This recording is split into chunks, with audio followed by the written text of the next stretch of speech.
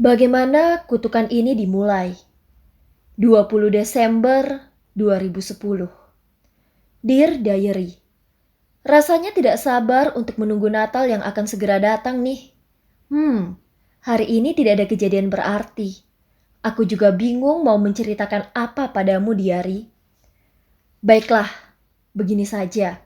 Rasanya sudah lama sekali tidak bercerita hal-hal yang menyangkut mereka ya. Bagaimana kalau hari ini aku bercerita pengalaman pertamaku? Benar-benar pengalaman pertamaku untuk hal-hal seperti ini. Aku mengingatnya dengan samar-samar untuk detailnya. Tapi, aku masih mengingat makhluk yang kutemui dan kata-kata yang waktu itu kukatakan padanya. Waktu itu kalau tidak salah aku baru kelas 4 SD. Dan mama sedang di rumah sakit untuk segera melahirkan adikku. Benar, aku ingat itu adalah hari kelahiran adikku. Jadi pada hari itu, Papa menjemputku pulang dari SD dan segera menuju ke rumah sakit. Hari itu adalah pertama kalinya aku masuk ke rumah sakit yang begitu besar. Dulu belum ada mall atau semacamnya. Dan keluargaku selalu berlibur di taman atau bermotor ke berbagai tempat. Jadi aku ingat, kalau waktu itu bagiku masuk di bangunan yang begitu megah adalah pertama kalinya bagiku. Aku tidak ingat permainan apa saja yang aku lakukan hingga mencapai malam.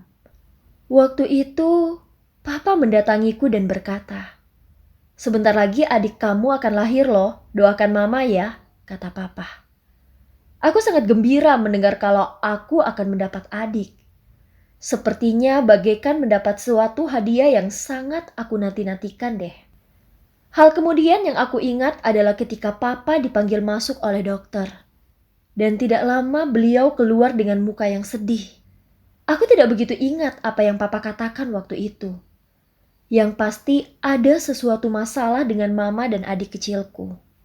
Aku diajak masuk ke ruangan di samping ruangan tempat mama sedang berada, di tempat orang-orang yang memakai penutup muka dan penutup kepala. Yang belakangan baru aku ketahui kalau itu adalah baju untuk tenaga medis. Aku melihat ada seorang anak bayi yang ada di samping mama. Anak itu agak transparan. Dan di atas bayi itu ada sesuatu yang sedang mencekik bayi itu. Awalnya aku menganggap itu adalah anak kecil dengan muka terjelek yang pernah kulihat. Dengan rambut seperti habis terbakar dan dengan kulit berwarna merah, seperti kulitnya yang terkelupas dan menunjukkan daging di bawah kulit itu. Makhluk merah itu menyadari aku melihat dia. Atau kalau sekarang aku katakan dia tahu aku bisa melihat dia. Makhluk itu menghentikan cekikannya dan turun dari ranjang mamaku kemudian berhenti di depanku.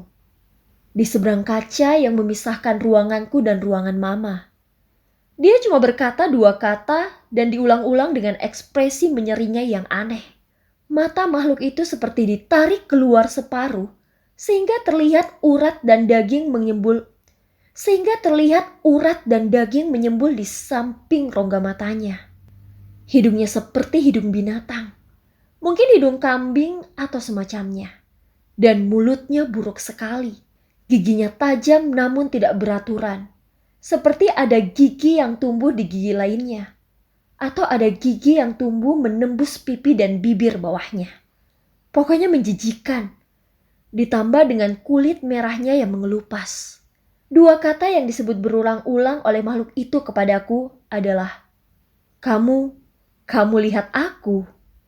Adapun yang aku tanyakan kepada makhluk itu dijawabnya dengan 2 kata itu. Sampai-sampai aku mengira kalau dia hanya bisa bicara 2 kata itu saja. Yaitu dengan kata, kamu lihat. Sampai akhirnya aku bertanya pada makhluk itu. Kamu apakan bayi itu? Itu adikku kan? Jangan ganggu mamahku. Pada saat aku berbicara begitu, dia menyeringai.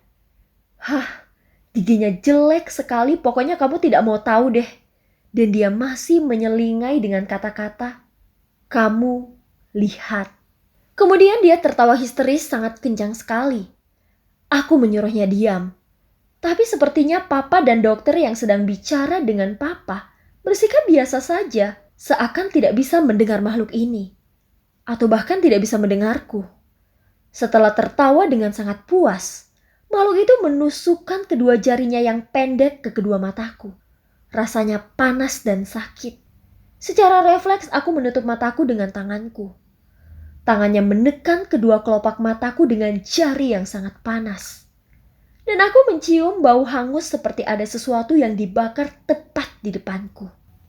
Disitulah aku mendengar makhluk itu berkata, tepat di belakangku, tepat di belakang leherku. Kamu lihat, kamu lihat. Kamu akan terus melihat. Tidak lama kemudian dokter lari ke dalam ruangan mama. Aku dibawa keluar oleh papa.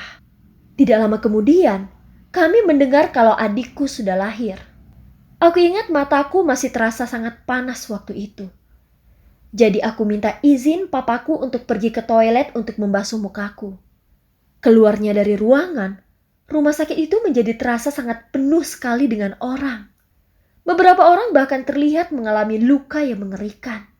Ada yang tangannya putus, sehingga dengan penuh darah berjalan sambil menahan tangannya. Ada kakek nenek yang duduk di lantai di depan sebuah kamar. Ada juga seorang ibu dengan putrinya yang menangis. Di sampingnya ada seorang pria yang melihat mereka dengan sedih.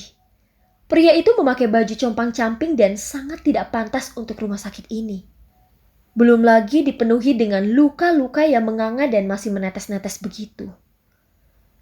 Aku juga melihat anak kecil yang berlari-lari di sepanjang rumah sakit ini. Anehnya, pikirku waktu itu padahal tadi saat baru datang rumah sakit ini sepi sekali.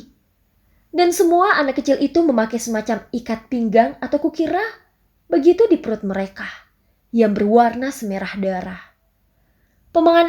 Pemandangan ini membuatku mabuk waktu itu, sehingga badanku terasa lemas sekali. Seingatku, aku akhirnya memutuskan untuk kembali saja ke ruangan mamaku.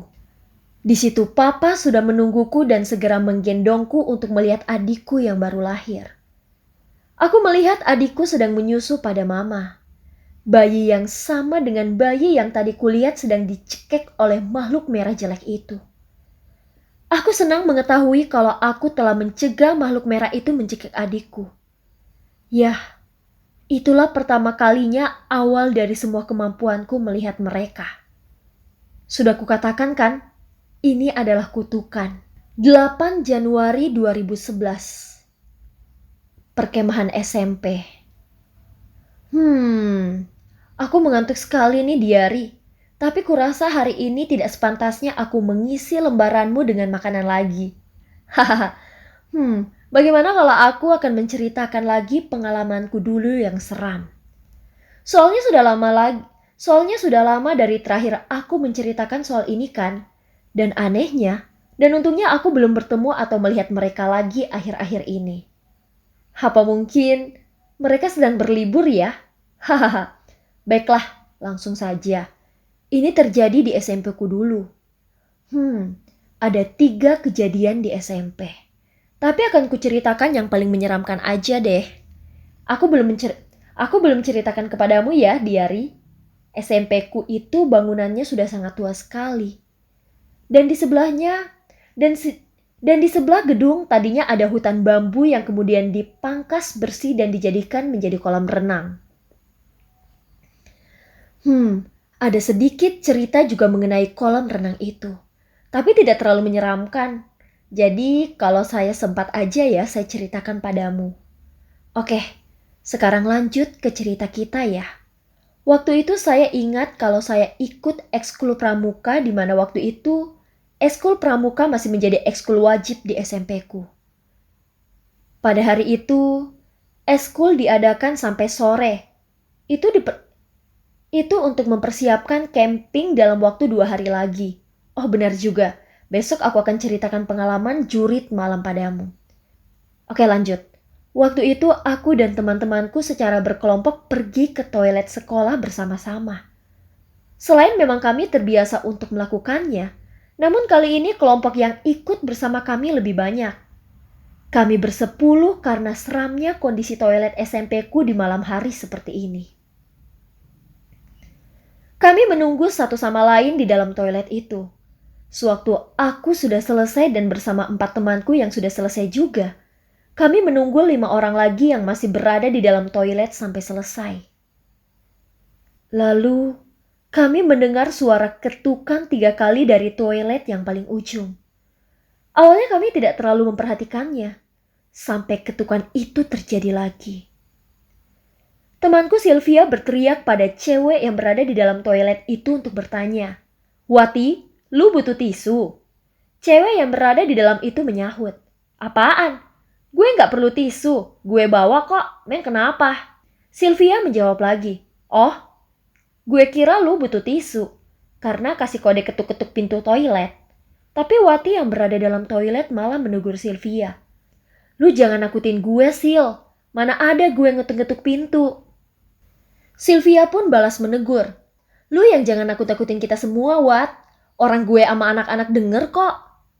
Segera setelah Sylvia selesai mengatakan itu, tiba-tiba ketukan datang bukan hanya dari pintu toilet yang berada di paling ujung saja, tapi berurutan mulai dari yang paling ujung sebanyak 3 kali. Kemudian berpindah ke sebelahnya sebanyak 3 kali. Dan selanjutnya, sampai ketukan tiga kali itu berhenti di toilet yang berada di depan kami. Pada saat itu aku sudah tahu ada yang tidak beres dengan ini. Pada saat itulah lebih tepatnya seperti orang sedang memukul semua pintu toilet secara bersamaan secara berirama. 3 kali dan 3 kali. Kedorannya sangat kencang sehingga seakan-akan akan memenuhi seluruh isi toilet ini. Kami semua berteriak. Ini terlalu menakutkan bahkan bagiku. Semua cewek yang berada di dalam toilet itu berhamburan keluar. Dan tanpa berkata apa-apa lagi, kami semua langsung kabur dari toilet itu.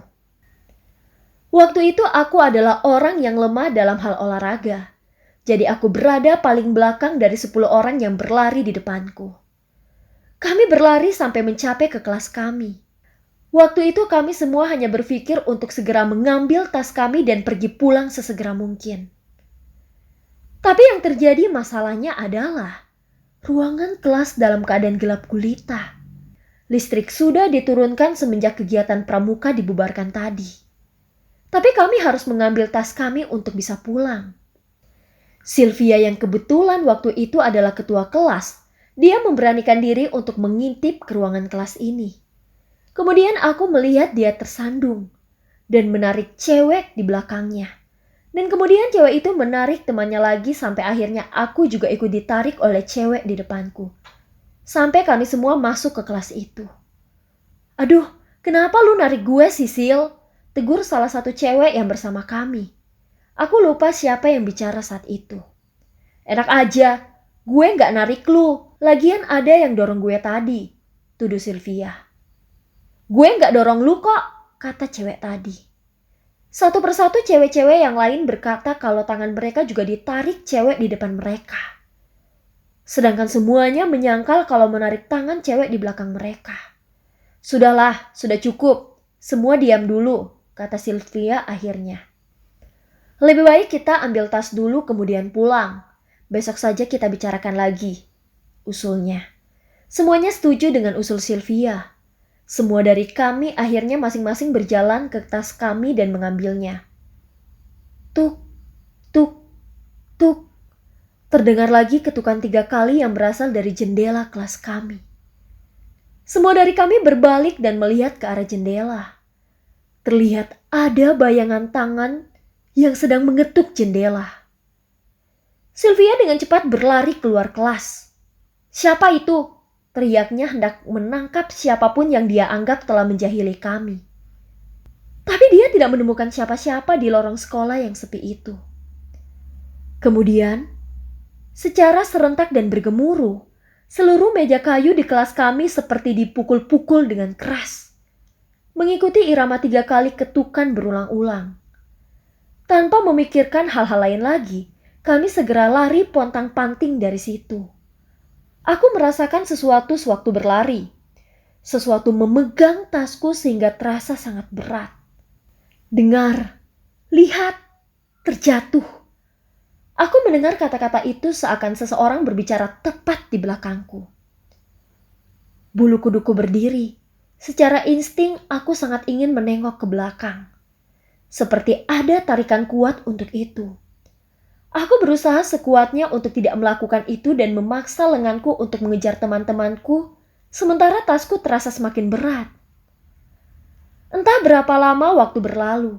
Aku tidak ingat, tapi rasanya lama sekali untuk menuju gerbang depan yang bahkan tidak sampai 3 meter dari ruang kelas kami itu.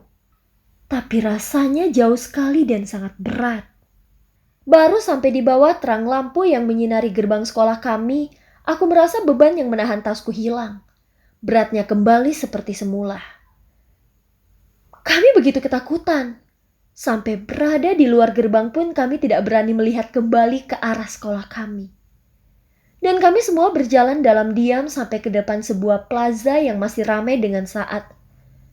Dan kami semua berjalan dalam diam sampai ke depan sebuah plaza yang masih ramai dengan orang saat itu. Yang sekarang sudah berubah menjadi mall. Aku merasa sesuatu yang hilang. Sil, panggilku.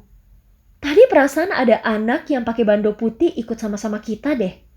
Tanyaku pada sang ketua kelas. Hah? Sylvia melihatku dengan tatapan heran. Maksud lu? Tanyanya. Pas kita lari dari toilet, perasaanku ada yang pakai bando putih lari di depanku. Jelas aku. Aku ingat jelas. Karena anak itu lari tepat di depanku dan selalu berada di depanku sampai kita masuk ke dalam kelas. Setelah itu aku tidak terlalu memperhatikannya. Dan sekarang aku baru teringat akan anak itu setelah kita berkumpul kembali. Lu ngomong apa sih? Desak Sylvia lagi. Aku menatap dia heran. Apa sih susahnya dimengerti dengan anak bando putih itu? Aku bertanya lagi. Ya, anak bando putih. Aku gak lihat tadi dia siapa. Tapi dia kan ikut kita tadi. Tapi sekarang gak ada. Sylvia menatapku seakan-akan aku orang aneh. Lalu menggapai tasnya dan mencari-cari sesuatu di dalam tasnya. Itu adalah sebuah cermin. Kemudian dia mengangkat cermin itu di depan wajahku. Aku lupa aku juga memakai bando putih. Lalu aku tersadar sesuatu yang mengerikan. Kamu tahu, Diari? Aku sadar. Waktu kita masuk toilet kan hanya bersepuluh saja seharusnya. 11 Januari 2011. Judul Jurit Malam 2. Hai Diari. Kita lanjutin cerita kemarin ya. Aku melihat ke sisi satunya dan melihat hal yang sama. Sepasang kaki putih kebiruan yang menjuntai turun di ranting pohon. Seakan seseorang sedang duduk di atasnya. Harusnya tidak itu, ini. Jurit Malam 41 ini nih. 11 Januari 2011. Hai Diari. Hari ini aku akan menceritakanmu tentang pengalamanku pada malam jurit malam. Tidak ada sesuatu yang spesial yang terjadi hari ini. Hari ini terasa lamban dan membosankan. Oke, kalau begitu aku mulai aja ya bercerita tentang pengalamanku di jurit malam. Ceritanya begini. Setelah kejadian yang terjadi pada saat malam di SMP yang kemarin lusa aku tuliskan itu, kami pun berangkat untuk berkemah di perkemahan pramuka. Di suatu desa, di suatu tempat berkemah. Kami tiba sekitar jam 10 pagi, dan tidak ada sesuatu hal yang spesial terjadi sampai malam hari datang. Hal-hal normal seperti layaknya perkemahan. Kamu tahu, Diari? Seperti permainan dan bonding. Seperti itulah, aku bahkan tidak terlalu ingat lagi apa saja yang kami lakukan. Saat malam itulah baru terjadi sesuatu yang lebih membekas di ingatanku. Yaitu saat keberanian atau jurit malam. Ini berbeda dengan jurit malam yang diceritakan pada cerita-cerita hantu. Kami tidak akan melewati hutan atau kuburan atau semacamnya. Dan tidak ada guru atau kakak kelas yang menakut-nakuti kami. Kami hanya berjalan mengikuti alur dari lapangan jurit malam. Yang berbentuk jalur setapak yang di sebelah kanan dan kirinya pepohonan jarang dan ilalang yang cukup tinggi. Kami hanya perlu mengambil lilin dari satu pos ke pos lainnya. mengikuti jalur melingkar sehingga sampai kembali ke tempat kami berkemah. Simple, pikirku saat itu. Tidak terlalu parah, pikirku. Apalagi cahaya bulan purnama sangat terang di atas langit. Hal yang sedikit membuat temanku jengah adalah larangan untuk membawa senter.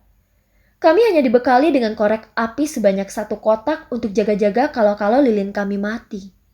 Jalanan yang harus kami tempuh agak jauh untuk ukuran anak SMP. Aku lupa panjang tepatnya berapa. Tapi kalau tidak salah ada pembina yang mengatakan luasnya kurang lebih seluas lapangan bola. Dan area itu memang sering dipergunakan untuk melakukan jurit malam oleh para pramuka yang berkemah. Sekolah kami sengaja mengambil waktu di luar musim perkemahan. Karena dari saat kami datang tadi, tidak ada grup lain yang sedang menyewa perkemahan ini. Akhirnya, jurit malam pun dimulai. Aku dan teman berpasanganku dibekali oleh lilin yang ditaruh di dalam gelas kaca dengan desain yang cukup untuk membuatnya bertahan dari tiupan angin. Dan ruangan lilin yang cukup luas untuk mengisinya sampai berisi 12 lilin dari 12 pos. Kami mulai berjalan. Dari pos pertama, kedua, ketiga, tidak ada yang terjadi apa-apa. Bahkan aku masih bisa melihat pasangan di depanku dari cahaya lilin mereka. Begitu mencapai pos keempat, ternyata pos itu dijaga oleh seorang pramuka senior yang dengan tersenyum ramah memberikan lilin keempat kami. Kami pun menyalakan lilin itu dan memasukkannya ke dalam wadah lilin kami. Sekitar separuh jalan ke pos kelima, salah satu lilin di wadah kami mati. Lilin itu adalah lilin yang baru saja kami dapatkan. Aku tahu, karena lilin itu lebih panjang dan sedikit berbeda dari lilin lainnya. Kami menyalakan lilin itu kembali, dan mendapatkan lilin itu mati hanya beberapa langkah setelah dinyalakan. Dan hal itu terus-menerus terulang sehingga aku dan temanku menyerah untuk mencoba menyalakan lilin keempat itu. Kami melakukan perjalanan ke pos kelima. Kali ini tidak ada orang yang menunggui pos itu. Kami segera mengambil lilin kelima, menyalakannya dan memasukkannya ke dalam tempat lilin kami. Untungnya lilin kelima itu tidak bermasalah seperti lilin keempat, yang entah kapan telah menyala di dalam tempatnya. Aku sedikit heran waktu itu, namun tidak terlalu memikirkannya. Bisa saja lilin itu menyala karena terkena api dari lilin lainnya, dan kami pun melanjutkan perjalanan kami. Tiba-tiba, kami merasakan udara menjadi semakin dingin, ditambah dengan angin kencang yang bisa membuat seluruh tubuhku gemetar karena dinginnya. Menyembunyikan kenyataan bahwa bulu kuduku berdiri saat itu. Separuh jalan menuju lilin keenam, aku mulai merasakan adanya pandangan yang mengarah padaku. Aku menyempatkan diri untuk melihat ke belakangku. Di belakangku, aku masih bisa melihat lilin dari pasangan yang berjalan setelah kami. Dan tidak jauh di depanku, aku masih bisa melihat cahaya lilin dari pasangan yang berjalan lebih dulu. Setidaknya hal itu membuatku sedikit lebih tenang. Kami tidak terpisah dari yang lainnya. Tidak lama, kami berhasil mencapai pos keenam. Pos yang keenam juga dijaga oleh seseorang. Kami segera mengambil lilin keenam dan menyalakannya. Jangan sampai tersesat ya, bisik penjaga pos keenam itu. Kami berdua mengangguk dan melanjutkan perjalanan kami. Pasanganku mempersiapkan wadah lilin kedua yang masih kosong. Wadah itu akan dipergunakan untuk menampung 6 lilin berikutnya. Kami berjalan melalui semak-semak yang semakin menyempit. Namun jalanan mulus yang berada di bawah kaki kami menunjukkan kami berada di jalan yang tepat. Lagi pula aku masih bisa melihat cahaya lilin yang berada di depan kami. Jalanan itu pun kemudian menuju semakin curam, semakin menurun. Hingga kami mencapai tangga-tangga yang dialiri oleh air hujan. Kami berjalan di jalanan sempit yang diapit oleh bebatuan yang basah karena aliran air. Tidak jauh dari situ, kami melihat sebuah menara kecil, seperti obelis kecil, yang di tengahnya terdapat lubang tempat menaruh lilin-lilin. Aku mengambil lilin itu. Ah, seruku kaget. Aku merasakan seperti menyentuh tangan yang dingin ketika berusaha mengambil lilin itu. Aku mendekatkan lampu lilinku pada lubang itu untuk melihat dengan jelas. Tidak ada apa-apa. Dan aku pun memutuskan kalau hal yang barusan terjadi hanyalah imajinasiku saja. Karena suasana tempat ini yang menyeramkan. Kegelapan ditambah bunyi suara angin yang berhembus melalui celah tempat kami berjalan, menjadikan suara-suara seperti tangisan. Kami buru-buru mengambil dan menyalakan lilin itu, kemudian memasukkannya ke dalam wadah yang dibawa temanku. Untungnya lilin kali ini juga menyala tanpa masalah. Namun, secara tidak sadar aku melihat keanehan yang terjadi pada lilin keempat. Apinya bergoyang bagaikan tertiup angin. Padahal sisa lilin lainnya tidak. Dan wadah itu dibuat sedemikian rupa sehingga angin tidak dapat masuk ke dalamnya. Namun masih mendapatkan cukup asupan oksigen untuk membuat api tetap menyala. Kemudian lilin itu mati sekejap. Dan kemudian hidup lagi. Di saat itu, aku melihat bayangan seseorang berdiri di jalan di depan kami. Sebelum angin kencang dan dingin menerpa tempat itu membuatku dan temanku berpasanganku menutup mata dan memeluk badan kami karena kedinginan. Ketika aku membuka mataku, bayangan itu lenyap. Sepertinya yang kulihat tadi itu adalah bayangan sebuah menara kecil seperti pos ketujuh ini. Karena hari semakin malam dan kami takut tertinggal jauh dari pasangan di depan kami, maka kami pun melanjutkan perjalanan kami. Aku bersyukur karena setelahnya jalanan semakin menanjak, hingga kami keluar dari celah sempit itu. Tapi jalur selanjutnya adalah barisan pepohonan yang panjang dan jalan yang sangat gelap. Hei, aku bicara pada teman sepasangku saat itu. Ayo lebih cepat lagi yuk, aku sudah kangen pada tidur nih. Bujuku sambil sedikit berkelar agar tidak terlihat takut. Temanku setuju, dan kami mempercepat jalan kami. Dari sudut mataku, aku melihat seperti sesuatu bergoyang-goyang di ranting pohon di sisi kiri dan kanan kami. Namun ketika aku menengok, tidak ada apapun kecuali pepohonan yang terlihat satu sama lainnya. Aku melanjutkan kembali perjalananku. Kali ini, perasaan bahwa sesuatu bergoyang-goyang di atas ranting itu semakin jelas.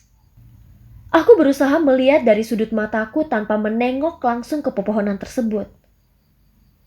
Kaki. Sepasang kaki bergoyang-goyang dan menjuntai turun dari pohon-pohon itu.